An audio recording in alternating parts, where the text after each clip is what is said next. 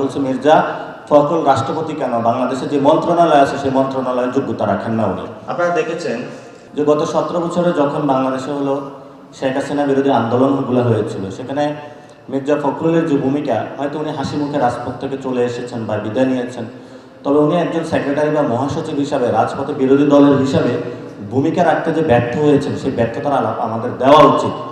কারণ আমরা হাসি মুখে অনেকে ছেড়ে দিই, কিন্তু তাদের ব্যর্থতার গল্প শুনাই না। তারপর উনি একজন লোকাল গভর্নমেন্টের এখন মন্ত্রী হয়েছেন। বিভিন্ন জায়গায় যে মেয়রগুলো নিয়োগ দেওয়া হয়েছিল, এগুলো কোন প্রক্রিয়ায় নিয়োগ দেওয়া হয়েছে, সেই মেয়রগুলো আবারই রাস্তার পাশে ফেস্টুন লাগায়, ব্যানার লাগায়।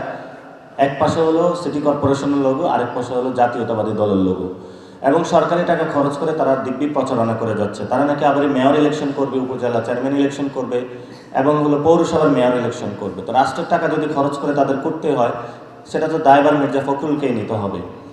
মির্জা ফখরুলের আরও অনেক, যদি ফিরিস্তি আমরা বলা শুরু করি, তা আমি কখনোই ভদ্রতার মাপকাঠিতে মির্জা ফখরুলকে রাখবো না। বরাবরই উনি একজন ব্যর্থ, এবং এই ব্যর্থকে অনেকে যারা আলাপ তুলছেন যে ওনাকে হলো রাষ্ট্রপতি হিসেবে দেওয়ার জন্য, আমি বলছি মির্জা ফখরুল রাষ্ট্রপতি কেন, বাংলাদেশে যে মন্ত্রণালয় আছে সেই মন্ত্রণালয়ের যোগ্যতা রাখেন না উনি।